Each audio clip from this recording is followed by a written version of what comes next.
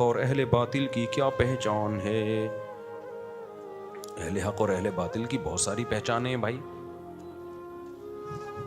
اب کس حوالے سے آپ پوچھنا چاہ رہے ہیں؟ اب تو ایک تو اسلام اور غیر مسلم میں فرق ہے، یہ اہل حق. پھر اسلام میں بہت سارے فرقے ہیں، ان میں کون سا صحیح ہے کون سا غلط ہے. ایک چھوٹی سی علامت تو میں بتا دوں.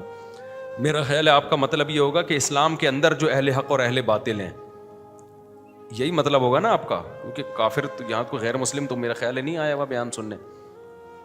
تو اسلام کے اندر اہل حق اور اہل باطل میں ایک بہت اہم بڑا آسانی سے فرق کیا جا سکتا ہے.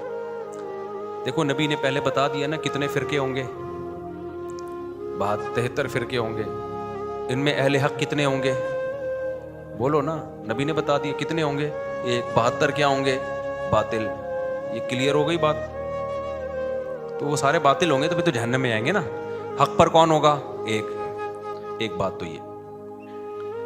دوسری بات، نبی سے پوچھا گیا وہ حق پر کون ہوگا، آپ نے فرمایا ما انا علیہ و اصحابی. آپ نے نہیں فرمایا قرآن حدیث، کیونکہ قرآن حدیث کی تشریح ہر آدمی اخپل طریقے سے کر رہا ہے. تو آپ نے اس کی علامت بتائی کہ جو قرآن و حدیث کی وہ تشریح کرے گا جس پہ صحابہ کا عمل تھا.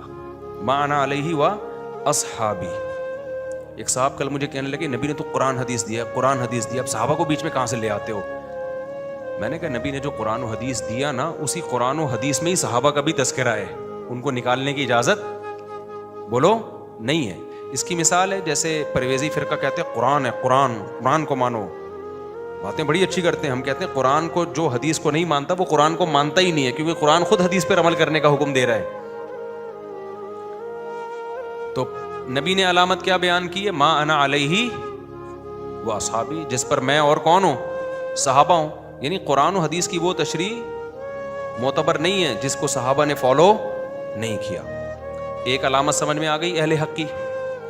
دوسری اس سے بھی کلیئر علامت، آپ صلی اللہ علیہ وسلم فرمایا، صحیح حدیث ہے، اس کو سارے فرقے مانتے ہیں، لا تجتمع امتی علی ضلالہ، میری امت گمراہی پہ جمع نہیں ہوگی. کیا مطلب؟ وہ فرقہ ہر دور میں رہے گا.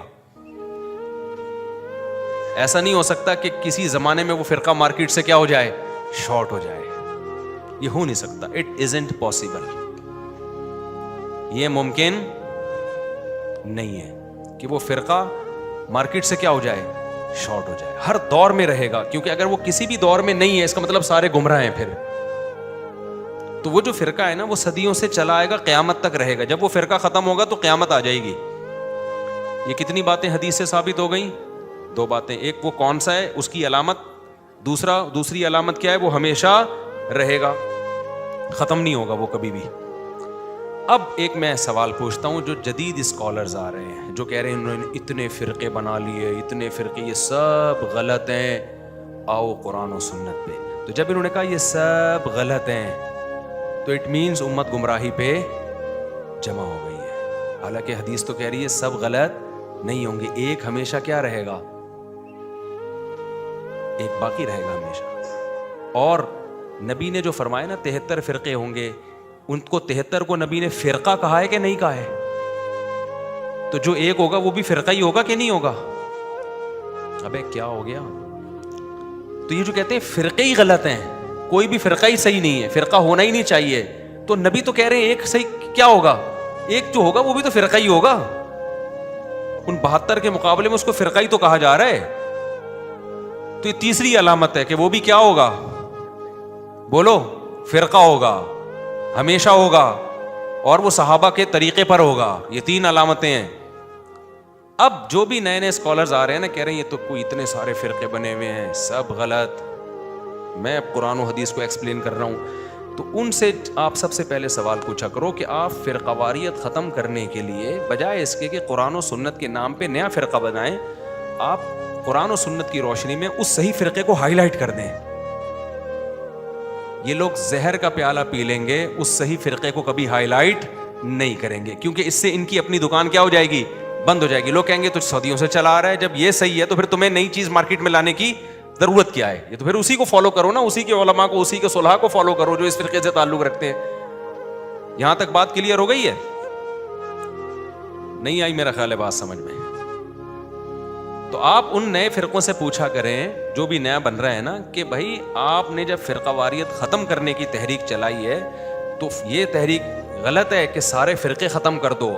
ہونا یہ چاہیے ان میں جو صحیح ہے اس کو ہائی لائٹ کریں, لوگوں کو اس ایک پہ لانے کی کوشش کریں. یہ لوگ کبھی بھی ایسا نہیں کرتے, بلکہ کہتے ہیں سارے غلط ہیں.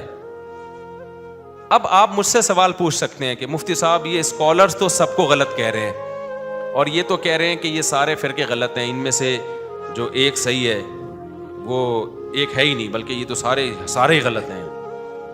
یہی کہہ رہے ہوتے ہیں نا, یہ ہم قرآن و حدیث بتا رہے ہیں, اس پہ آ جاؤ. تو آپ بتا دیں مفتی صاحب ان میں سے کون سا صحیح ہے, کیا خیال ہے؟ آپ بتا دیں.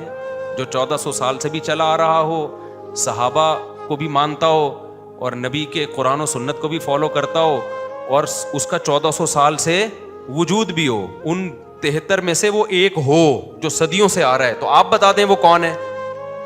آپ بتائیں گے تو ہم اسی کو پروموٹ کرنے کی کوشش کریں گے, اور باقیوں کو کیا کریں گے, دستبرداری کا اعلان کر دیں گے. باقی بولیں گے یہ سارے غلط فرقے بنے ہوئے ہیں, ان سب کو چاہیے ان 72 کو چھوڑ کر اس ایک میں آ جائیں. آپ بتا دیں مفتی صاحب, آپ بھی تو چپ بیٹھے ہیں. ہم چپ نہیں بیٹھے, ہم 20 دفعہ بتا چکے ہیں. وہ کیا بتا چکے ہیں ہم, وہ اب آپ سن لیں. نبی نے کیا فرمایا, جو قرآن و حدیث, اور کس پہ قرآن و حدیث کی وہ تشریح جو کس کی ہے, صحابہ کی ہے.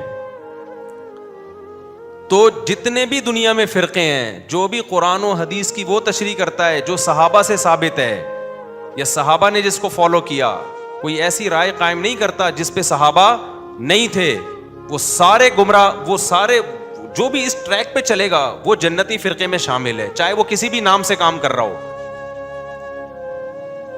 اور میں آسان لفظوں میں کہہ دیتا ہوں کہ اہل سنت والجماعت, جو سنت کو فالو کرتا ہے نبی کی, صرف قرآن نہیں کرتا, بلکہ کس کو فالو کرتا ہے, سنت کو.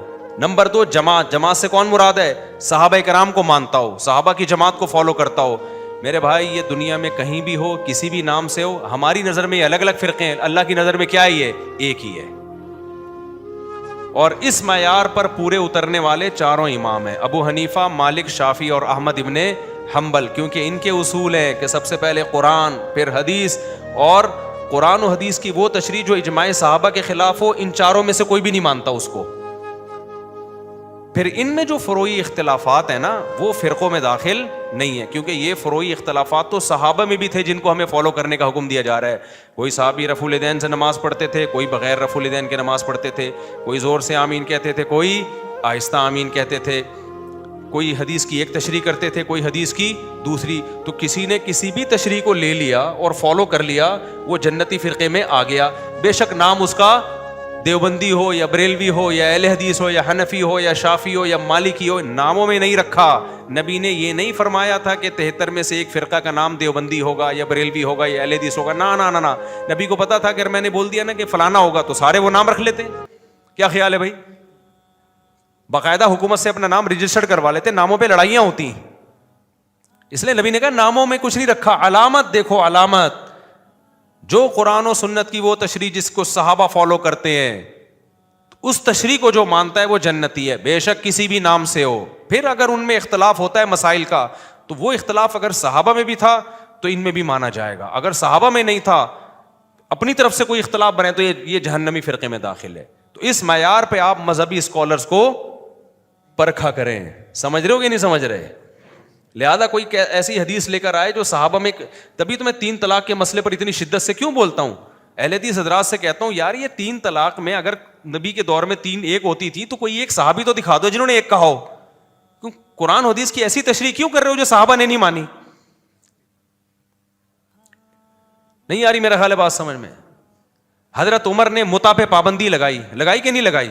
حضرت عمر فرمایا جو متا کرے گا نا زنا والی سزا دوں گا, اس کو رجم کروں گا اگر شادی شدہ نے کیا. اب شیعہ حضرات فوراً وہ دلیل دیتے ہیں جابر بن عبداللہ والی کہ ہم نبی کے دور میں متا کرتے تھے, ابو بکر کے دور میں کرتے تھے, عمر نے پابندی لگا دی. حدیثیں تو شیعوں کے پاس بھی ہیں. ہم کہتے ہیں جب عمر نے پابندی لگا دی, تمام صحابہ نے اس پابندی کو مان لیا, صحابہ غلط نہیں ہو سکتے. اس کا مطلب متا اور زنا میں کوئی فرق نہیں ہے, اجماع ہو گیا صحابہ کرام کا. اب آپ جو جتنی مرضی حدیثیں لے آئیں, کیونکہ حدیث کو صحابہ نے ہم سے زیادہ سمجھا ہے, تبھی نبی نے فرمایا ما انا علیہ واصحابی, جس پر میں ہوں اور میرے صحابہ ہیں. ایسا نہ ہو میری باتیں کر کے, صحابہ کے اگینسٹ باتیں کر کے لوگ قرآن و حدیث کی غلط تشریحات نہ شروع کر دیں. تبھی ہم شیعوں کو دلیل دیتے ہیں کہ بھائی نبی کے دور میں متا ہوا ہے, ٹھیک ہے یہ حدیث صحیح ہے, لیکن نبی کے کہنے سے نہیں ہوا. زمانے جاہلیت میں تھی, بہت سارے لوگوں نے کر لیا ہوگا, نہیں پتا ہوگا. حضرت عمر نے جو پابندی لگائی ہے اور تمام صحابہ نے اس پابندی کو مانا ہے, جب مان لیا تو یہ اسلام کا حکم ہے. ورنہ صحابہ غلطی پہ ایک صحابی سے غلطی ہو سکتی, سارے سے تھوڑی ہو سکتی ہے. بالکل یہی اسٹائل اہل حدیث کا ہے. اہل حدیث کہتے ہیں نبی کے دور میں 3 طلاقیں ایک ہوتی تھی, حضرت عمر نے کتنی کر دی؟ 3 کر دی. ہم کہتے ہیں حضرت عمر نے جب 3 کو 3 نافذ کیا, تمام صحابہ نے مانا, کوئی ایک ضعیف حدیث بھی نہیں ہے کسی صحابی نے انکار کیا ہو. اس کا مطلب یا تو عمر غلط ہے, حدیث صحیح ہے, یا حدیث غلط ہے, عمر معاذ اللہ, عمر اور تمام صحابہ غلط ہیں. دونوں میں سے ایک بات تو ہوئی نا. تو اگر آپ کہو کہ حدیث تو صحیح ہے, حدیث سے یہی پتہ چلتا ہے ایک مجلس کی 3 ایک ہوتی ہیں, عمر نے غلط فیصلہ کیا, صحابہ نے اس غلط فیصلے کو مان لیا, اٹ مینس کہ آپ ما انا علیہ و اصحابی میں سے اصحابی کو کیا کر رہے ہو؟ نکال رہے ہو. آپ کہہ سکتے ہیں حضرت عمر سے فلاں